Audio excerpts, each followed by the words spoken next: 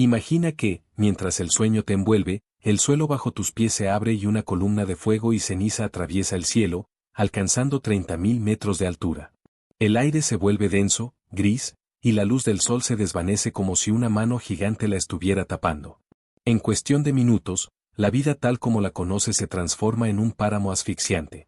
¿Qué pasaría si el supervolcán de Yellowstone, el gigante dormido bajo el Parque Nacional, despertara de golpe? Bienvenido a Código Extinción. En este episodio desmenuzaremos la amenaza real que representa la caldera de Yellowstone, exploraremos paso a paso lo que ocurre en el instante del estallido, cómo podrías intentar sobrevivir y cuánto tiempo le quedaría a la humanidad antes de que el invierno volcánico nos cubra por completo. Todo basado en la ciencia de la geología, la climatología y la psicología social, sin exageraciones de Hollywood. Primero, comprendamos que es un supervolcán. No es una simple montaña eruptiva, es una enorme cámara magmática capaz de expulsar más de 1.000 kilómetros cúbicos de material rocoso y gaseoso en una sola explosión. Para ponerlo en perspectiva, la erupción del Vesubio en el año 708, que sepultó Pompeya, lanzó apenas 15 kilómetros cúbicos. Yellowstone, en sus 3 grandes erupciones a lo largo de los últimos 2.100.000 años, liberó entre 1.000 y 2.000 kilómetros cúbicos cada vez. Esa diferencia de escala no es solo un número, es la diferencia entre una catástrofe regional y la aniquilación de la agricultura mundial. Los científicos vigilan constantemente la zona. Los sismógrafos detectan temblores de magnitud menor a 3 que apenas se sienten en la superficie, mientras los láseres miden la deformación del suelo con precisión de milímetros. Los gases como el dióxido de azufre y el vapor de agua aumentan cuando el magma se acerca a la superficie. Hasta ahora, los indicadores muestran una zona estable, pero la historia nos enseña que el silencio puede ser la calma antes de la tormenta. Ahora, visualiza el momento del estallido. En los primeros 30 segundos, la caldera se fractura y una explosión de presión libera una columna de gases calientes, piedra fundida y ceniza que se eleva a 30.000 metros, rompiendo la estratosfera. El sonido es como un trueno que retumba alrededor del planeta. Sientes el temblor bajo tus pies, como si la Tierra estuviera intentando liberarse de una herida profunda. En la primera hora, la columna se expande lateralmente, formando una nube en forma de sombrilla que cubre cientos de kilómetros. Los vientos de alta altitud transportan esa nube a velocidades de 200 kilómetros por hora, llevando ceniza a continentes enteros. En las siguientes 3 horas, la ceniza se asienta como una neblina permanente. Ciudades como Denver, Chicago y Washington quedan cubiertas por una capa de polvo fino que reduce la luz solar en un 70%. La temperatura global comienza a caer rápidamente, una señal que los climatólogos describen como invierno volcánico.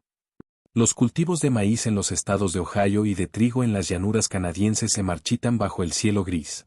El colapso de la agricultura ocurre en cuestión de semanas, tal como sucedió después de la erupción del monte Tambora en 1858, que provocó la año sin verano. Esa pandemia de hambrunas alimentó disturbios sociales, y la historia nos muestra que la escasez de alimentos rápidamente se traduce en conflictos armados y colapsos de gobierno. Mientras la ceniza sigue cayendo, el aire se vuelve tóxico. Partículas de sulfato y gases ácidos irritan los pulmones, provocando una ola de enfermedades respiratorias que los sistemas de salud, ya debilitados por la escasez de recursos, no pueden atender. La psicología humana entra en juego, el pánico se propaga tan rápido como la ceniza, y la gente tiende a buscar refugio en grupos, lo que aumenta la transmisión de enfermedades y la violencia. En situaciones de colapso, la cooperación se vuelve tan vital como la comida. Si te encuentras en una zona urbana, la mejor estrategia es buscar un refugio subterráneo con sistemas de filtración de aire y almacenar agua potable. Los expertos recomiendan al menos 200 litros por persona para sobrevivir los primeros 30 días, tiempo en el que la atmósfera podría volver a estabilizarse ligeramente. En los primeros 10 días, la radiación solar se reduce tanto que la temperatura media global desciende varios grados, congelando ríos y lagos superficiales. La producción de energía hidroeléctrica se ve comprometida, y la red eléctrica colapsa en muchas regiones. Sin electricidad, la cadena de suministro de alimentos se rompe, y los mercados se vuelven caóticos. La gente comienza a formar comunidades de supervivencia, basándose en la agricultura vertical bajo túneles y en la recolección de alimentos silvestres. La resiliencia humana es sorprendente, pero la falta de recursos médicos y la exposición continua a la ceniza hacen que la mortalidad aumente rápidamente. Ahora, piensa en tu propia situación. Si vives cerca de Yellowstone, la evacuación inmediata es imposible. La zona de exclusión se extiende al menos a 500 kilómetros. La única opción viable es buscar refugio en estructuras subterráneas, como estaciones de metro, búnkeres o minas abandonadas. Asegúrate de contar con filtros EPA, ropa impermeable y alimentos deshidratados que no requieran cocción. Si estás en una zona más alejada, aún tendrás que enfrentar la caída de ceniza, sellar puertas y ventanas, usar cinta adhesiva de poliéster para bloquear grietas y mantener la ventilación controlada será crucial. ¿Qué piensas tú de este escenario? Déjame tu comentario, de verdad quiero saber tu perspectiva. La ciencia nos muestra que el riesgo no es cero, pero tampoco es una certeza. Prepararse no significa vivir con miedo, sino con conocimiento. A medida que la ceniza se asienta, la humanidad entra en una fase de adaptación forzada. Los gobiernos que logren mantener la cohesión social podrán organizar la distribución de recursos y establecer zonas de cultivo bajo cubiertas protectoras. Los países con mayor capacidad tecnológica, como Japón y Alemania, podrían desarrollar filtros de aire a gran escala y sistemas de agricultura indoor que mantengan la producción de alimentos. Sin embargo, la desigualdad se acentuará. Las naciones con recursos limitados enfrentan una probabilidad alta de colapso social, lo que podría desencadenar migraciones masivas y conflictos por territorios seguros. Los científicos estiman que la capa de ceniza más densa permanecerá en la atmósfera durante al menos 200 años, aunque la mayor parte de la radiación solar volverá a niveles aceptables en torno a 120 años.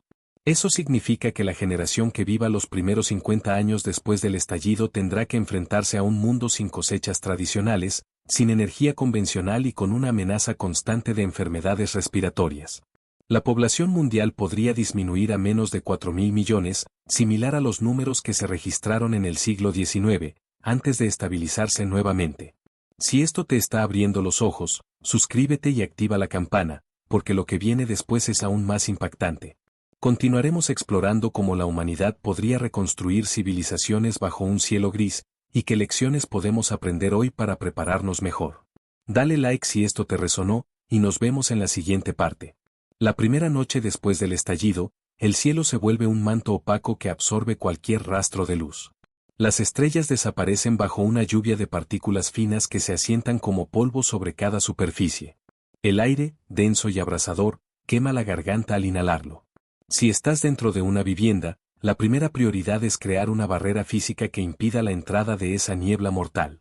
Sellar puertas y ventanas con cinta de poliéster, colocar toallas húmedas en los marcos y respirar únicamente a través de filtros improvisados de tela gruesa o, mejor aún, de mascarillas de alta filtración, puede marcar la diferencia entre la vida y la muerte. En los primeros minutos, el sonido del crujido de los techos bajo el peso de la ceniza es un recordatorio constante de que el mundo está cambiando bajo tus pies. La presión atmosférica disminuye ligeramente, y el sonido exterior se vuelve amortiguado, como si la tierra misma intentara silenciar el caos. La gente que ha sobrevivido al temblor inicial suele encontrarse con la dura realidad de que la comida enlatada y el agua embotellada son recursos escasos. Los almacenes municipales, que antes estaban llenos de provisiones, ahora se ven invadidos por multitudes desesperadas que empujan, gritan y buscan cualquier cosa que les permita sobrevivir. En ese contexto, la psicología humana se vuelve un factor crítico. La percepción del peligro, la sensación de vulnerabilidad y la pérdida del control generan una ola de estrés que puede desencadenar comportamientos impulsivos. La historia muestra que en situaciones de colapso, los lazos sociales pueden romperse rápidamente, pero también pueden fortalecerse de forma inesperada. Los grupos que logran organizarse en torno a un líder confiable o a una red de cooperación tienden a superar mejor la crisis.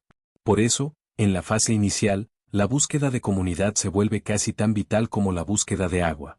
El agua, sin embargo, es uno de los recursos más vulnerables. La ceniza que cubre los ríos y los lagos actúa como un filtro natural, contaminando el líquido con partículas que pueden obstruir los sistemas de filtración tradicionales.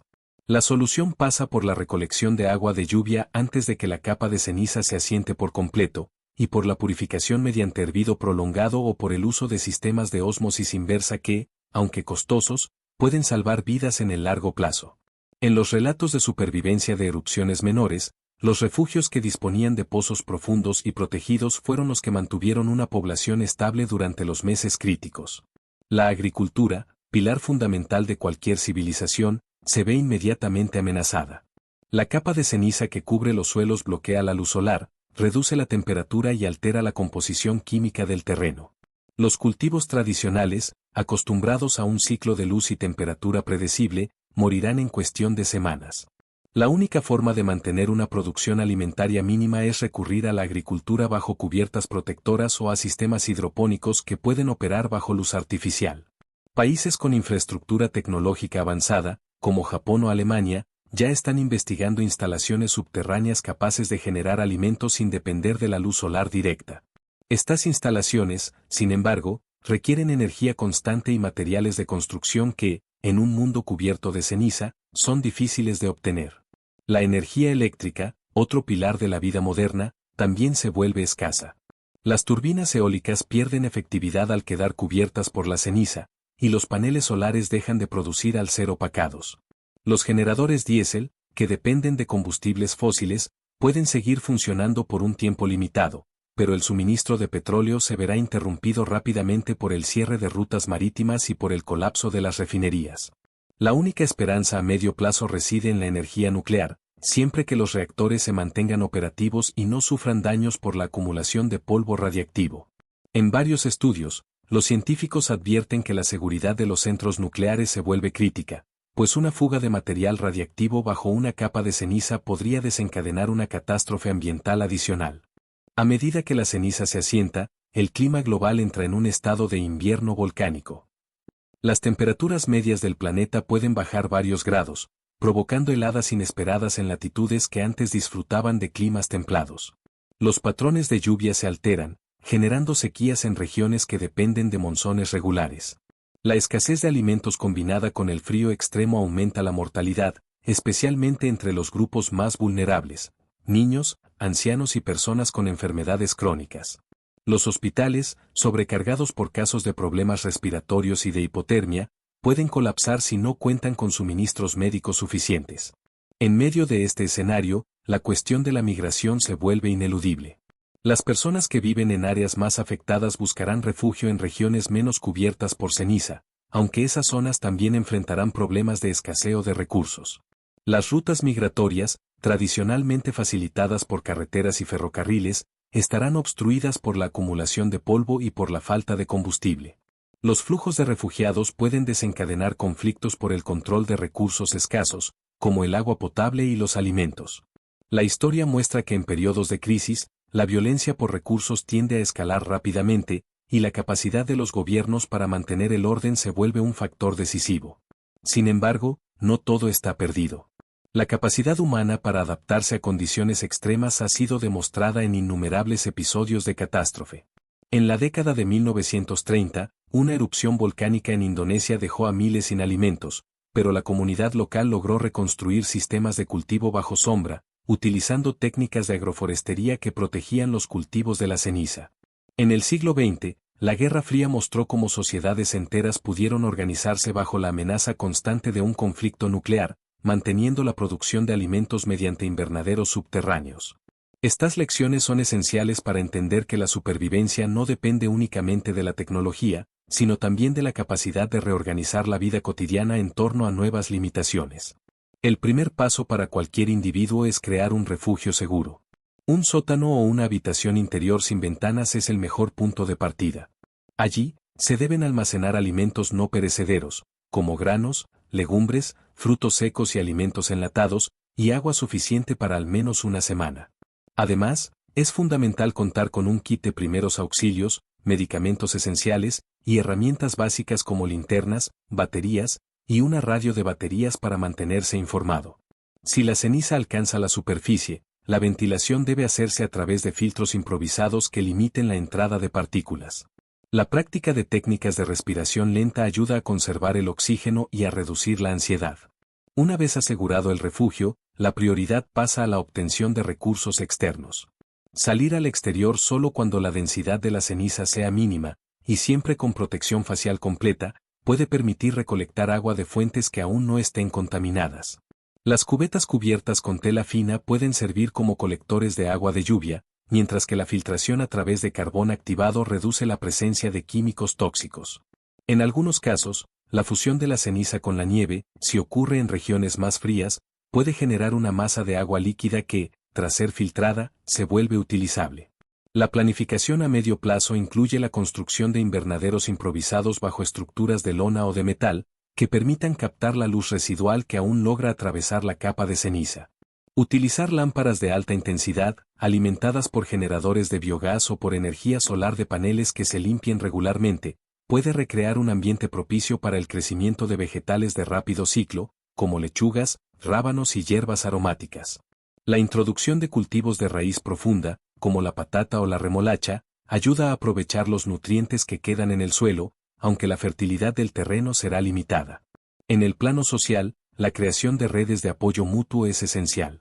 Los grupos que comparten conocimientos sobre purificación de agua, medicina de campo y técnicas de cultivo bajo condiciones adversas tienden a sobrevivir más tiempo. Los líderes informales que emergen en estas comunidades suelen ser personas con experiencia en agricultura, medicina o logística. La confianza se construye a través de la transparencia y la distribución equitativa de los recursos. En situaciones de escasez extrema, la aparición de cazadores de recursos que se aventuran fuera del refugio para buscar suministros se vuelve una actividad de alto riesgo, pero también de gran valor para el grupo. A largo plazo, la humanidad deberá enfrentar una realidad donde la producción de alimentos a escala global será imposible. La población mundial, reducida a menos de 4.000 millones, se reorganizará en comunidades más pequeñas, cada una con su propio sistema de producción y consumo. La tecnología de impresión 3D de alimentos, aunque todavía en fase experimental, podría ofrecer una vía para crear proteínas a partir de fuentes vegetales o microbianas, reduciendo la dependencia de los cultivos tradicionales. Los laboratorios de biotecnología, si logran mantenerse operativos, podrían diseñar cepas de bacterias y algas que crezcan rápidamente bajo luz artificial, proporcionando una fuente de nutrición esencial. La cuestión del tiempo es crucial.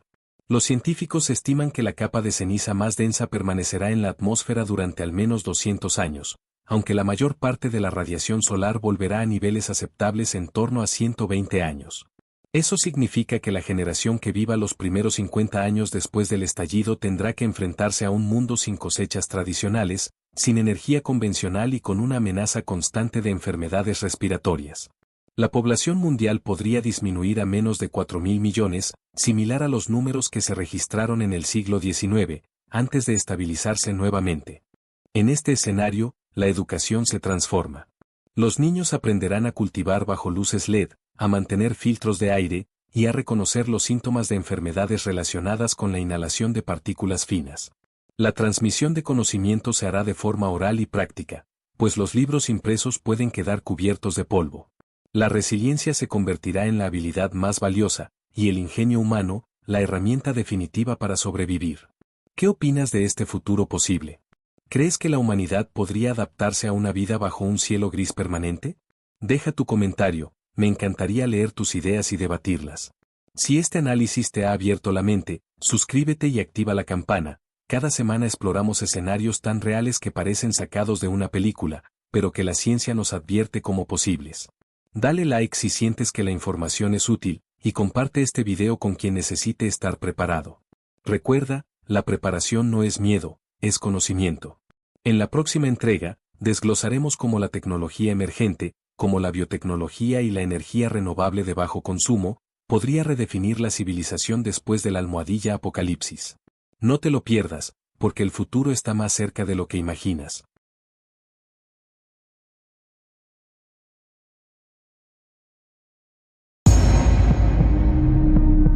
Código Extinción.